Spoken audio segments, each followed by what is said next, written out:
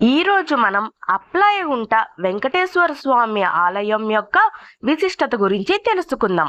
ఈ టెంపుల్ మనకి తిరుపతి నుంచి 19 కిలోమీటర్స్ దూరం. తిరుమలలో శ్రీనివాసుడు కళ్యాణమైన తరువాత భక్తులు రద్దీ అధికం అవడం వల్ల కొన్ని సందర్భాల్లో స్వామివారిని భక్తులు ప్రశాంతంగా దర్శించుకోలేకపోయారు. అప్పట్లో భూదేవి స్వామివారిని అడిగింది, ప్రభు, మీరు భక్తులను శాంతితో మరియు పూర్తి దయతో దర్శించుకునేందుకు ఓ ప్రత్యేక స్థలంలో ఉండాలని కోరింది. ఆమె కోరిక మేరకు స్వామివారు తిరుమల నుంచి ప్రసన్నుడై ఈ అప్లాయగుంట ప్రాంతంలో అవతరించి శాంతియుతంగా కళ్ళు తెరిచి ఆనందంగా ప్రసన్నుడై ఇక్కడ భక్తుల కోసం మరియు అమ్మవారి కోసం ఇక్కడ ప్రసన్నుడయ్యారు. మీరు ఏ ఆలయంలో చూసినా గానీ దేవుని హస్తం ఇలా ఉంటుంది, ఇక్కడ మాత్రం ప్రసన్నమిస్తున్నట్టు మనకి కనిపిస్తుంది.